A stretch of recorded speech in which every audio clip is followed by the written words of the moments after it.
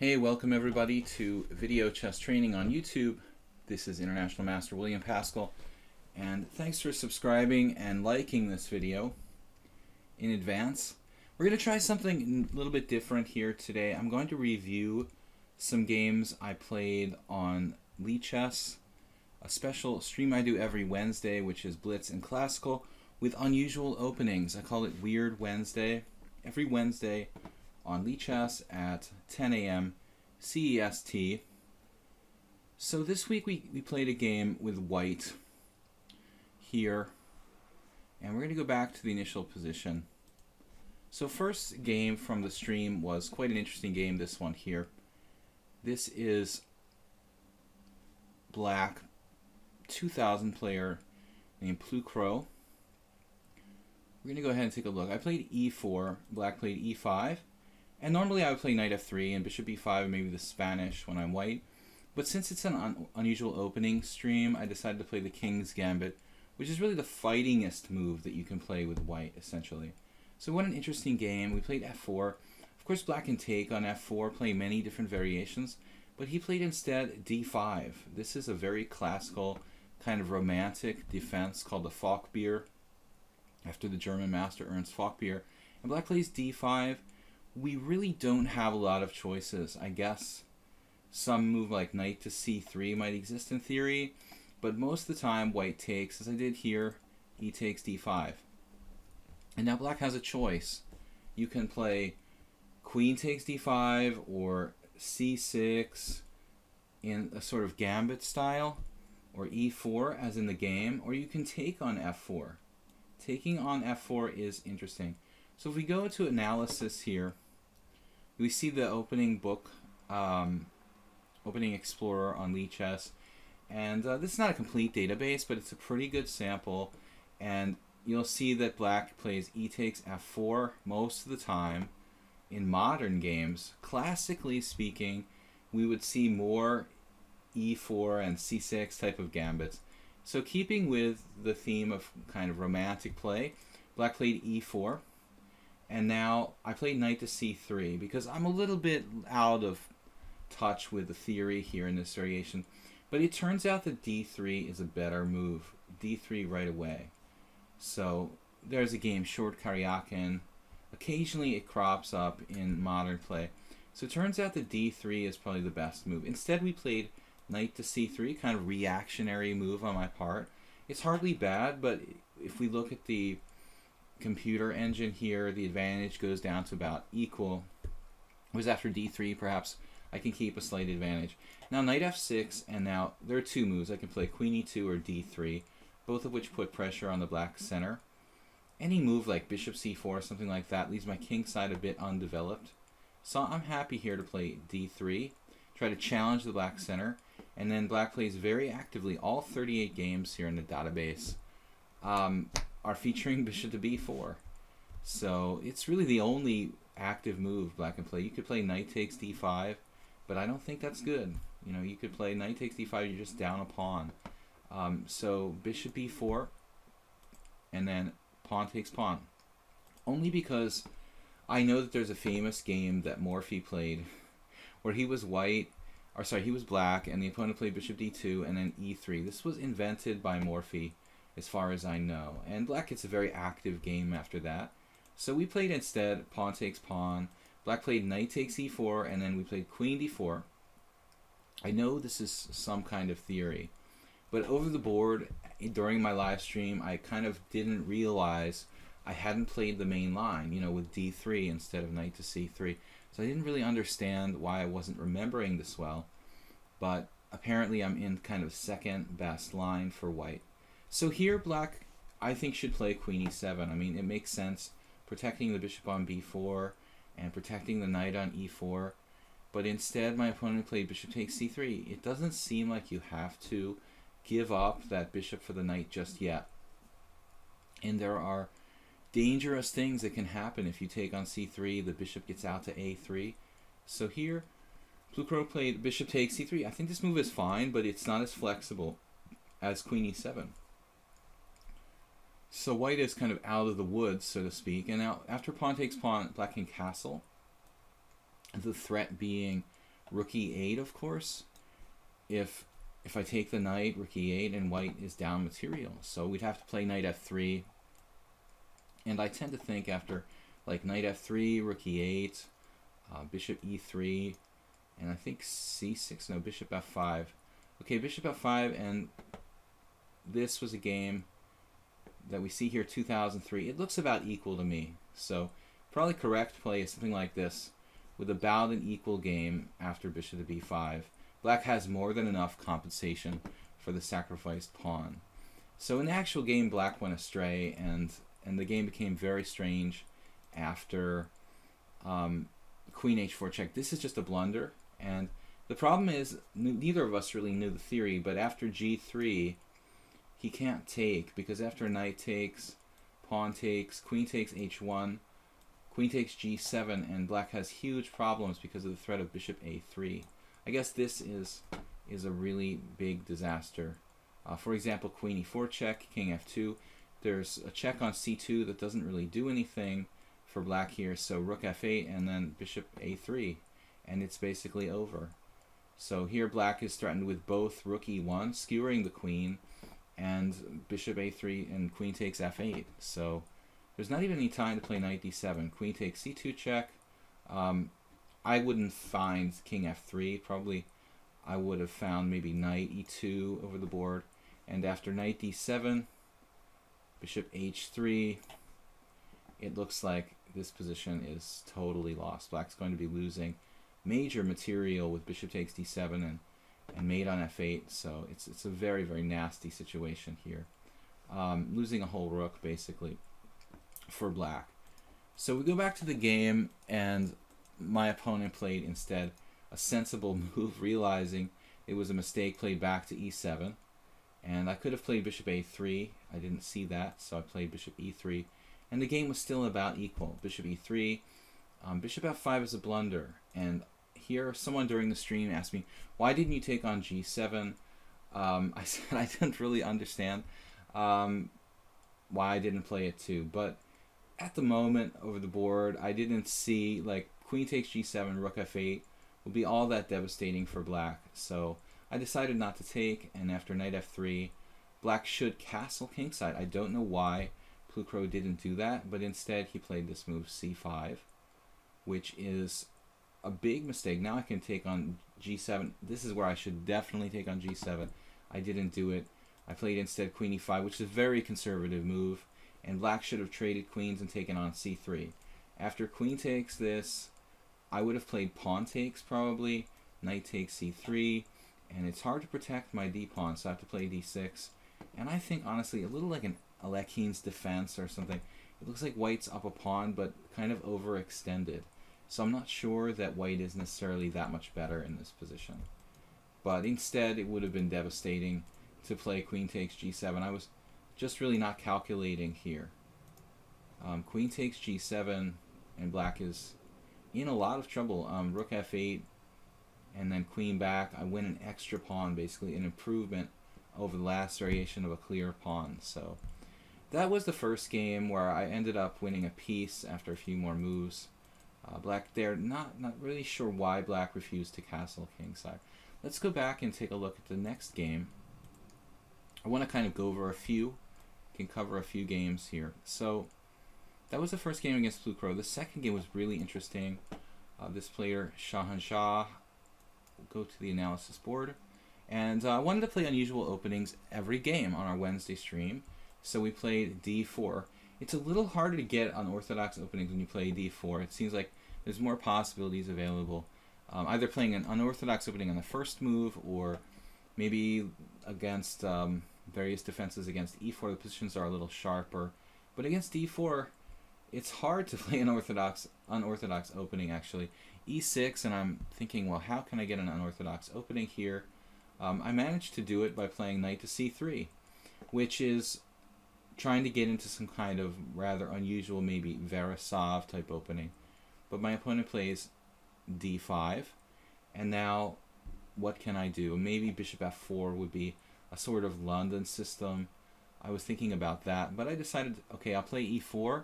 We're still in the main line opening, but I'll find something down the line to make this kind of an unorthodox opening. For example, if black plays the winnower, I could play a non-mainline variation like maybe bishop d2 or queen g4, for example, against bishop b4. My opponent here played knight f6, and now it's very difficult to find an unorthodox move or unusual opening for white at this point. So all of the moves I could play here would be very mainline and standard.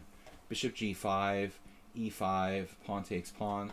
So maybe bishop d3 if you really have to find something a little bit off the beaten track here. Probably should have been my choice.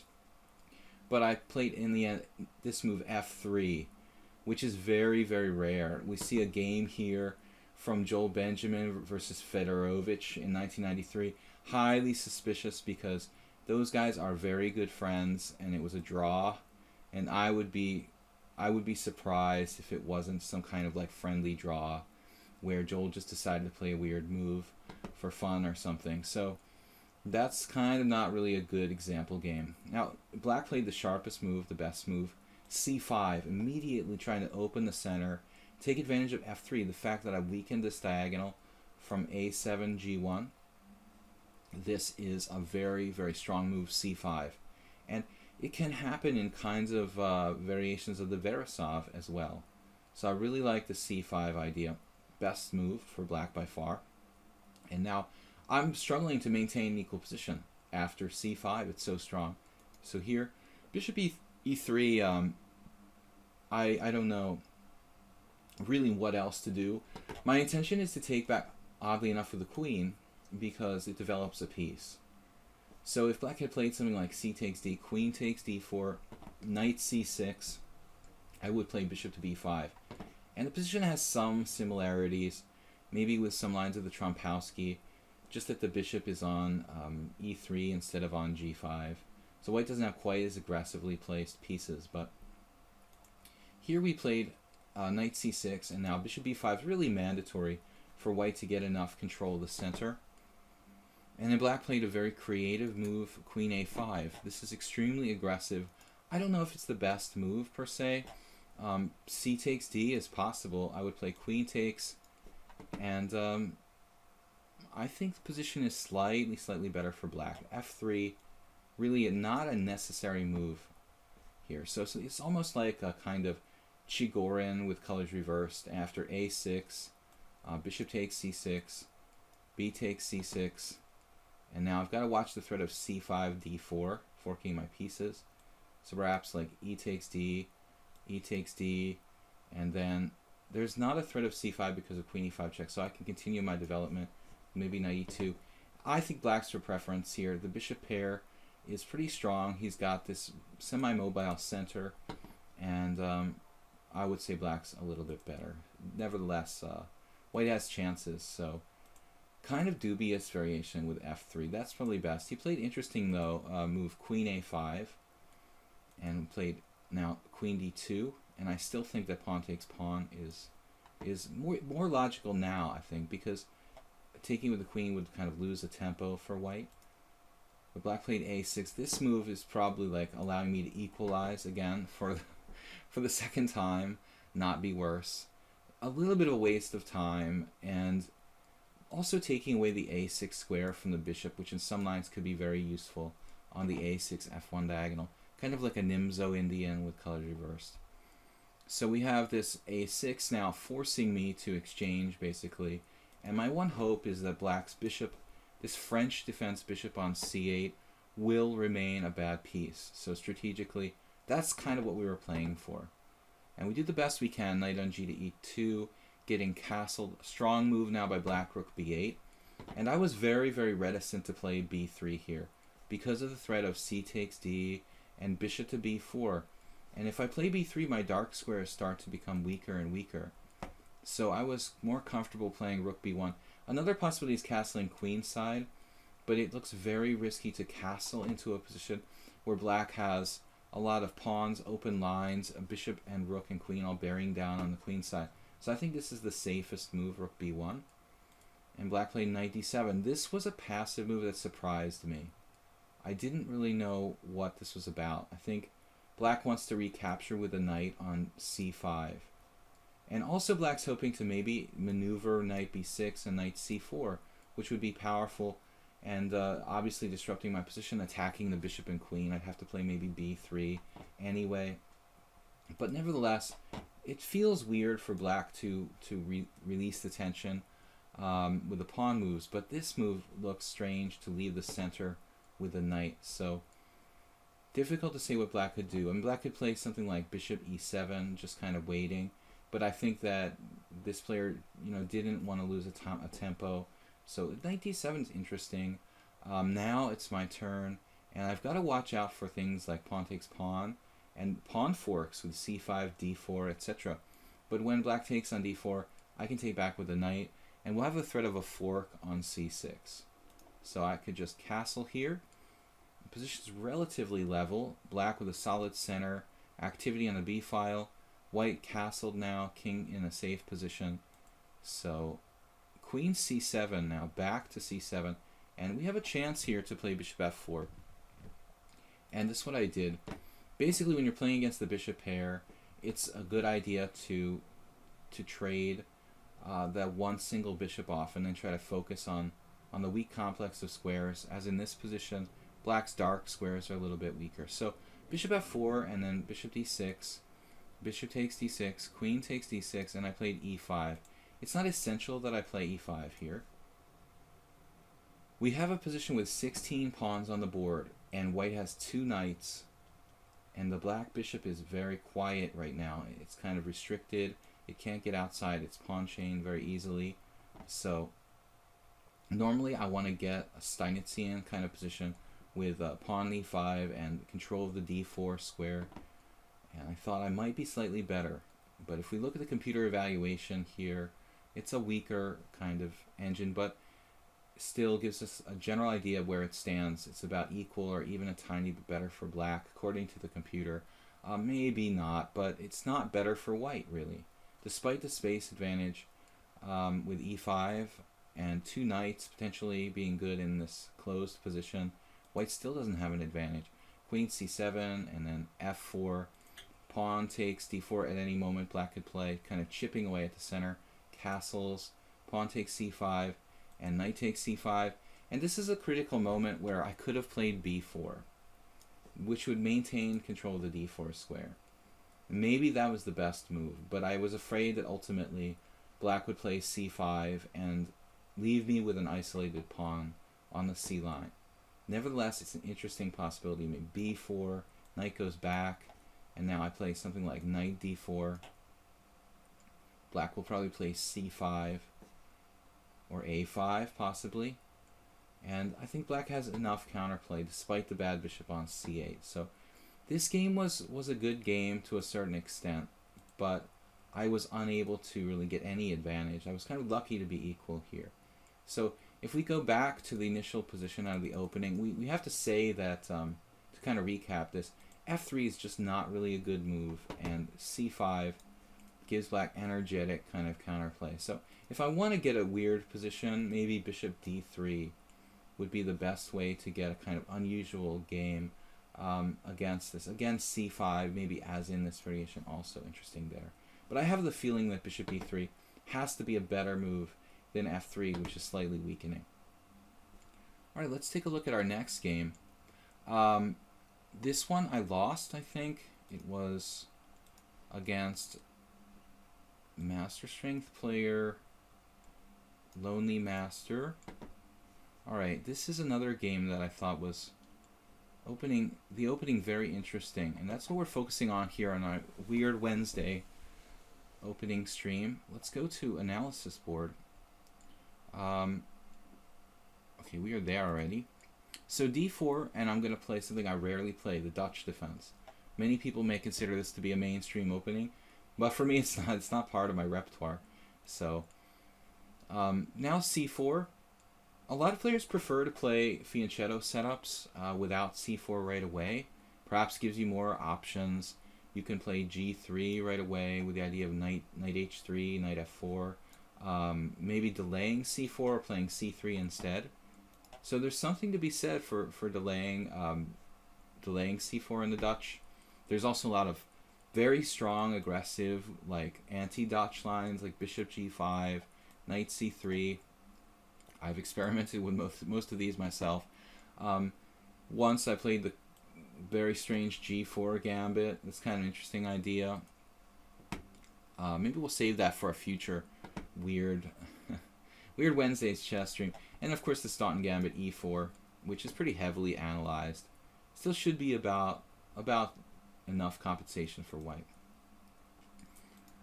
So our opponent here played c4, we played knight f6, and then usually you see g3 or knight f3. But my opponent played knight c3, and we played g6 here.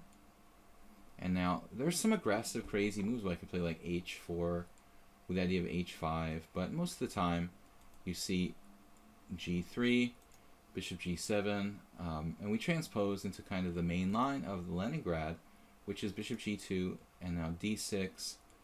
White could play knight h3, but I don't think it's that effective in this move order where black is like playing e5. So it's probably best to play the main line here, knight f3, castles, and really I've never played the Leningrad Dutch, except for some kind of rare blitz games with black, so I'm on my own more or less, having played only like games with white more in this position. Queen e8 is the main line, I know that, and then d5, not necessary to play d5. White has other moves.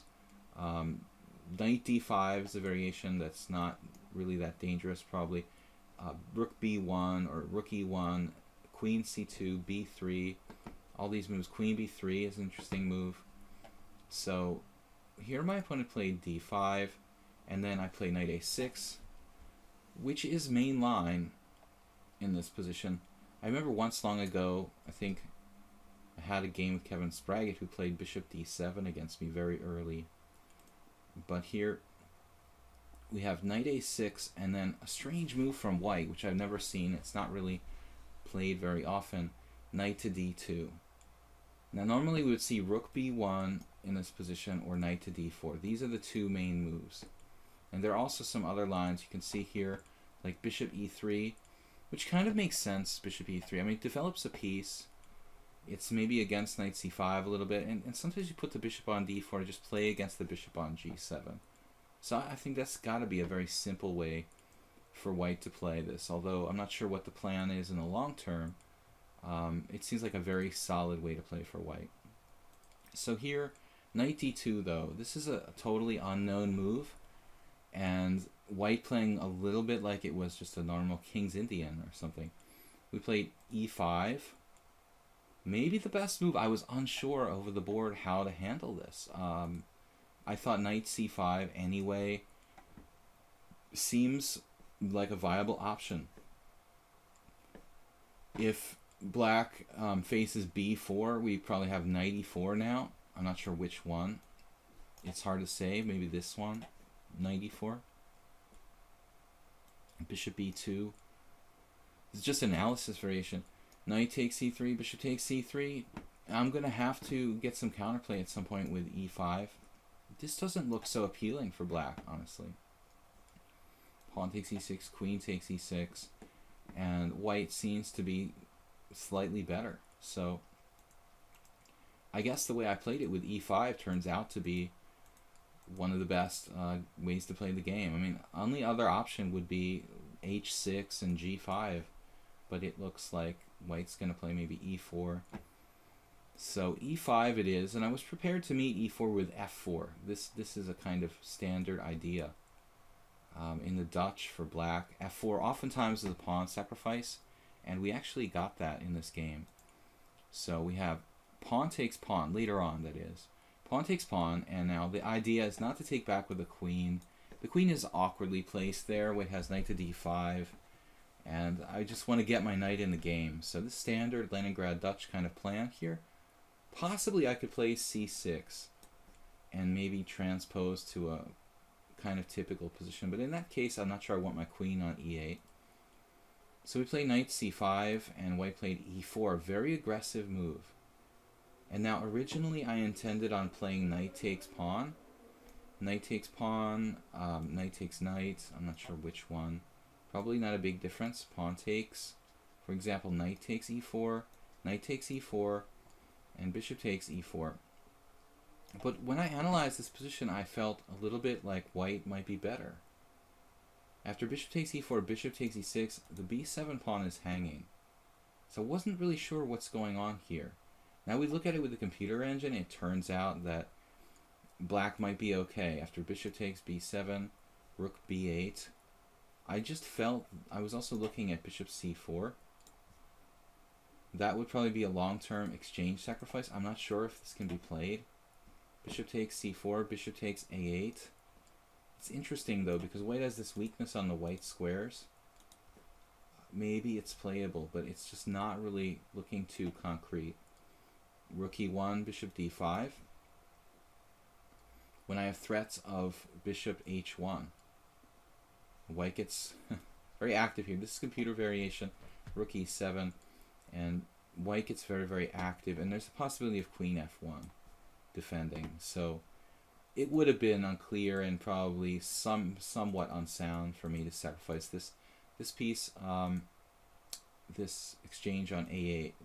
So in the game I found this classic Dutch plan, which I thought was more enterprising and ended up working. After knight c5, e4, I played f4. And this is a really thematic kind of sacrifice in the Dutch. And I think I almost won this game very quickly. I probably should have, but missed a very hard to see sort of tactical win. F4, and then white could take on f4. Okay, pawn takes f4, but after this, I mean, knight takes e6. This pawn is very hard to protect, and the white king side becomes very weak, and I'm going to play knight h5 and gang up on the f4 pawn. I think black has the advantage here. So instead of doing that, white realized the danger and played this move to try to simplify knight to b3. But we take, we don't trade pieces. We are moving everything toward the king side. And white tried to simplify here with knight to d5. But my knight on e6 is protecting c7. So that's the point. It's a little like some lines of the King's Indian. They're kind of relatives, this Leningrad Dutch and the King's Indian defense. Knight h5. And white got kind of carried away here. Maybe best some kind of defensive move like the computer suggests here, king h1. But white played somewhat quickly. This is a fast time control, 8 minutes for each side with an increment. White played very tempting move here, bishop f3, but it's not good. We have the queen on e8 protecting there. He's not threatening to win any material, first of all. Secondly, you're getting in the way of your f-pawn. The bishop itself is an important defensive piece. So I think that white is making a big mistake here. I thought this was going to be a quick win for black, honestly. After bishop e5, I could have played maybe different moves here too. c6, not knight g5 because f4 is not protected enough. But bishop e5 was good. And then bishop g4. White realized that they didn't really want to take. This is interesting though. Let's take a look. Bishop takes h5, pawn takes h5. And having played the King's Indian for years, I would think that black would have the upper hand here. So this is kind of just intuition, but I thought I'm a little bit better. Maybe the truth is that white can trade a lot of material here, and so my advantage is not necessarily even there. F3, the computer looks at, and now looks like white is okay. He's got this monstrously strong knight on d5, and this should be enough for, this is hanging on c7. Should be enough for white to maintain the balance, it turns out. But interesting play. White has to be very careful. Let's see, rook f2, bishop e6, or king h8. Just leaving this en prise because black has very strong attacking chances. If something like king h8, knight takes c7. Let's see what happens here. Knight takes c7, queen g7 check, forking the piece immediately. So there's a lot of tactical possibilities. I think that anyway, white would have been okay, but it was kind of dicey. So he changes his mind instead and plays bishop g4. And the problem here is that white has lost time. Bishop f3, bishop g4. And in the meantime, black is getting consolidated. C6 would have been a little more apropos in this position, but I didn't calculate bishop takes e6, knight c7. I was a little bit worried about this variation, bishop takes e6, and I forgot that I'm mating him. You know, white can't play like knight c7 because of queen h3, and f3 is checkmating. So this was definitely a big mistake. I wasted a little bit of a tempo here, and I should have played queen f7. It should have played c6 right away. And I have a pretty big advantage. Bishop takes h5, g takes h5, and again he has to take on f4 and try to hold his breath and survive somehow in this position. I might be able to sack the exchange here with something like rook f4, bishop h3 for example. Okay, threatening mates, and black has very strong attacking chances here. So it would have been unpleasant for white at best. And instead he played bishop g4. I played queen f7, and then bishop d2, and now c6. Black has a massive advantage. I wanted to show you guys this really wild variation that didn't occur in the game. Knight c3 and knight g5. Now all of my pieces amassed around the white king side, and I was very disappointed I didn't win this game. Bishop takes c8, rook takes c8. It looks like it should be over. But Lonely Master finds this move, of course, g4. And I was looking at f3, but it hangs a piece. After f3, bishop takes g5. At the last minute I realized it just isn't even possible. So I had probably knight f6 is best move. I played cautiously with knight g7 because I wanted this e6 square to maneuver. And then white should have played f3 here. Clearly f3. And white is hanging on. Black has an active position, and the pawn is hanging on c4. But this is obviously white played rook c1 with this tactic in mind of knight d5. So we have this move, and I should have continued on the king side with h5. He was prepared to play queen takes c4, I guess knight d5 here, and it doesn't really look even good for white. I mean, this kind of variation is unclear. For example, pawn takes, rook takes c4, pawn takes c4, where black has good compensation for the queen, but I would say the position is still kind of a mess. Instead, I guess I didn't see I could give up the exchange. Queen takes e4, knight e7 check, king h8 or king f7, I'm not sure which one. King f7 hitting the knight maybe. And I guess I was afraid of f3 in this kind of position when I thought maybe white is winning material, but I have knight takes f3. And that's the point of king f7. So I guess when I analyzed this line over the board, I looked at just king h8 and discarded king f7, but king f7 would have been good enough. But this is pretty complex analysis, and for the beginners watching the video, it might be a little bit too much. But I wanted to show that for the more advanced players.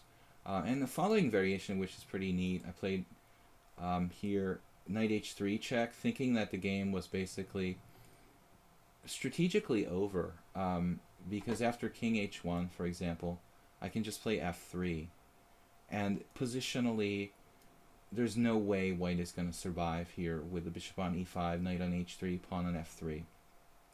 White is going to get checkmated. The pawn on g4 is going to be lost unless white just gives up an exchange with rook g1 or something. So I was surprised when Lonely Master played king g2. This move is losing, but it's amazing the refutation, and I just couldn't find it over the board. So f3 check, it makes sense, but I didn't see the following move, which is really, really brilliant. And I wanted to show, I ended up losing this in a rook ending because I couldn't convert it to a winning position in the middle game, and we reached a rook ending that was probably drawn, but I ended up losing. But I wanted to show everybody this variation is really amazing.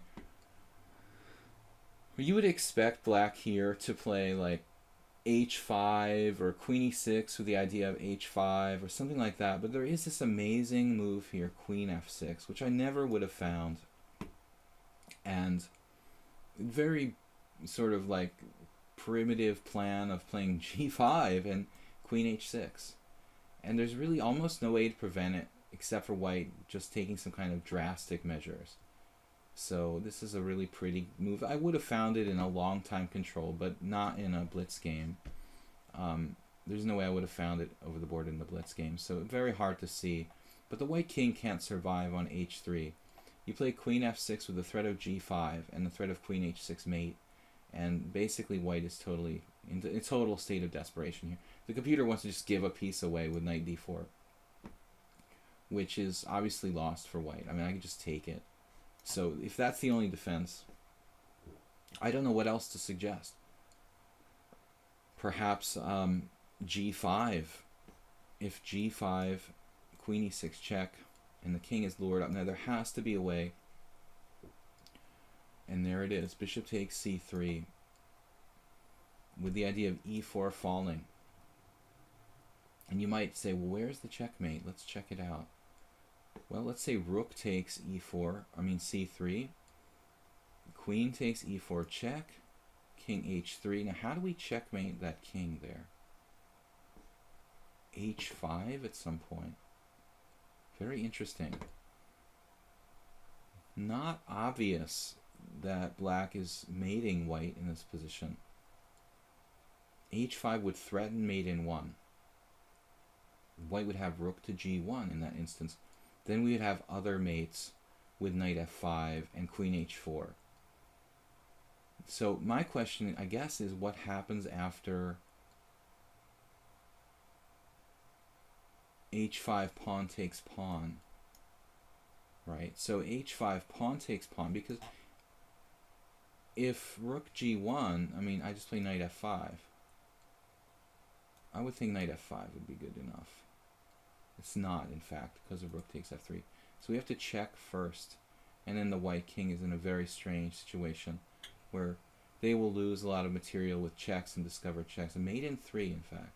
Okay, so this is not good, and then g takes h, and then how do we checkmate the white king here? Queen f5 check, and there's king g3, mate in 7, queen e5 check, king h3, queen h5 check, king g3, knight f5 check, king f4, and you can imagine there are many ways for black to win this position. There is a forced mate.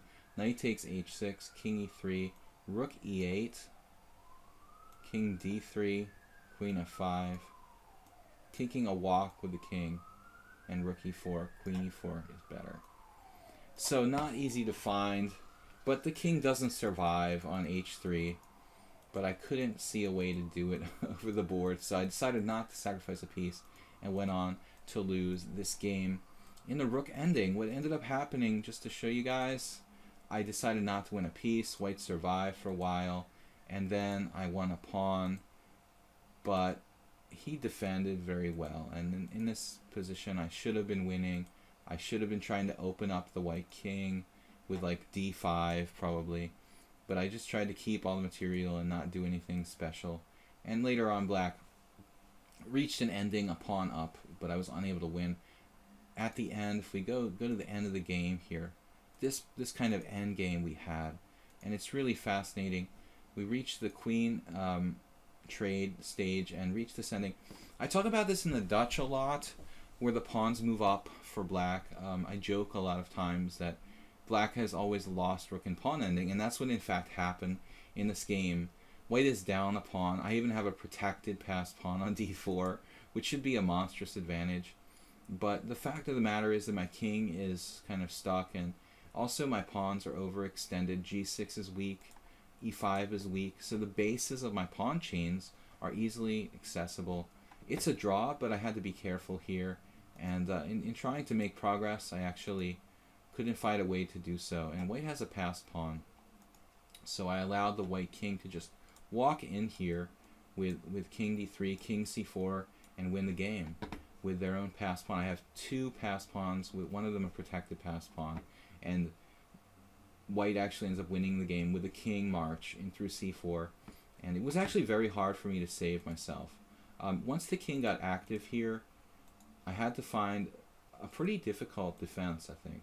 I played d3. I don't know if this is enough. Instead of d3, I have to play very accurately around here, around this position. Rook b7, logical move, activating, but apparently that's almost losing for me. We go a little bit later. Around this position, in this point, might be able to save the game. I would have to play perfectly this move. Rook a2, rook e3. I think rook e3 at one point I'm going to have to play. So right here, rook e3. This is only move that might save black in this ending. To stay on this pawn on e4, it's very, very hard to calculate this. I'm not sure if this is enough, but basically in this rook ending, this is my last chance. Let's take a look at one more game from the stream, the Wacky Wednesday, or Weird Wednesday, I should say. Weird Wednesday, unusual opening stream. We're going to check out one more game from the stream here, and this video will be wrapped up. So let me know how you guys like this review of some games from the stream. And you don't have to be a stream viewer to appreciate this. Just anybody who's watching the channel, let me know what you think about this video and taking a look at some live games that we played. Okay, so here we are, Lonely Master. We had some games that were rather uneventful, but we also had this one here. Let's take a quick look. It was an English opening. My opponent played c4, and I wanted to play something different. Also hard to get an unusual opening against the English, but I decided to play a line that's not that common, bishop b4. Very early bishop b4. It's a good, unusual offbeat line, which I played since the late 80s, played against. And white has a lot of moves, but knight d5 is really the critical one. So knight d5, and then in this position, there are many tries.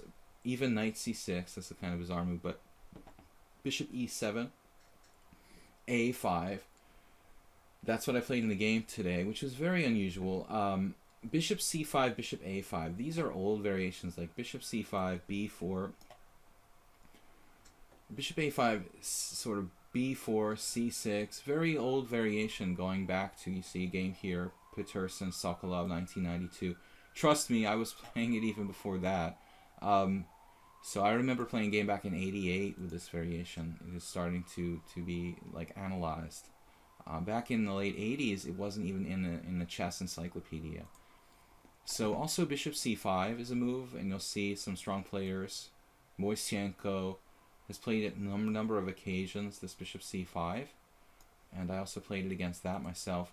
Bishop e7 is more like the solid approach, where basically black is saying you can take here, but it will help me develop if you do that. So, and I'm going to gain time on the knight with c6. A lot of interesting approaches for both sides in this line. But anyway, I decided to try a5, and it turns out you can see there's a lot of games. Nakamura played against Aronian. Morozevich has played it. This young man, Adiban, played it even recently against the Pomniachi. Boris Avrok, so a lot of strong players. Looks like I stumbled onto something that's kind of topical at the moment. And now knight takes b4. Not that common, knight takes b4. So of all the moves that white can play here, knight takes b4, not that common. Knight f3, developing a piece. We can see g3, just ignoring the bishop on b4. a3 is the most common move and has the best score. So a3, and then black has to decide between bishop c5 or bishop to e7. Bishop e7 seems to be more successful. Bishop e7, and then something like d4, or maybe knight f3 or g3. So in the actual game, white went astray here pretty quickly, so it was quite instructive. Knight takes b4, maybe not that bad. You see Tamanov and Kovalyev, a couple of strong, one of them a world-class title, world championship candidate, Tamanov, although it was late in his career in 2004, he played this move, but still, it's not a bad move necessarily, but white has to play actively here. So we see d4 played pretty much universally after knight takes b4, a takes b4. Must play actively and get in d4 quickly to kind of get some presence on the dark squares. I would think d6. I would allow the ending after pawn takes pawn. After b3, might have had a game that's somewhat similar to the game in question, but my opponent played b3 right away. And although this isn't that bad, you'll see he's sort of straying into a passive position quickly. Knight f6, and still d4 probably. Bishop b2, and now knight c6. Now it's already arguably maybe late to play d4. Not out of the question, though I'd say that white doesn't really want to give up the bishop now. So instead plays g3. This was a little bit too ambitious, this double fianchetto. And now black has the initiative, d5. And the computer evaluation already up. Black has a central kind of presence. Very easy development for all the pieces. So black is already better. And white should play something like maybe pawn takes pawn here. Queen takes pawn, I wasn't sure. And even f3 might be possible. It's not such a bad position for white. It looks a bit odd, but you can probably play knight h3, knight f2, and sort of develop here with white. Also, knight f3 is a big question, but it looks like it might have trouble because the knight will have to go back to g1. So I'm not sure we really want to do this with white in this position. Although maybe knight h4. Yeah, knight h4 is interesting. Even bishop takes f6 is possible. So bishop takes f6, pawn takes f6, knight h4. When the knight can be uprooted. And I think this is a playable position for white, where the structure is inferior for black. Although black has more space, it's not that easy to play. So that might have been a reasonable way for white. Instead, bishop g4, also possible, very active, developing move. But white has already lost the initiative very quickly here. I think g3 was just too ambitious, and a quiet move was in order here. Knight f3 looks like the right approach. If I play e4, knight e5, or knight g5, or knight d4, all these moves are possible. I guess knight d4 is the safest. It looks a little like a Nimzovich Sicilian type position with colors reversed, and I think that black's only a tiny bit better in this position. So look how quickly white went wrong here. g3, d5, and then e3. And I have a lot of options here, d4, castles, and I played debatably with bishop e6, developing a piece. White plays d4, I play e takes d4, plays maybe bishop takes d4, e takes d4, and now castles. Black has a massive development lead, and I missed a really beautiful variation here. Knight f3, rook e8, and now knight e5 is basically only move. I saw this move, bishop g4, but it's amazing that I didn't play it because there is a beautiful, beautiful line if I play bishop g4. Bishop g4, and I expected f3. He should play queen d3, I guess. If f3, there's this line, pawn takes pawn, which is really cool. So I'm threatening c3. White's position would just fall apart. So bishop takes c4, and then just knight takes e5. Pawn takes e5. Queen takes d1, check, and white's whole position just falls apart because of bishop takes f3.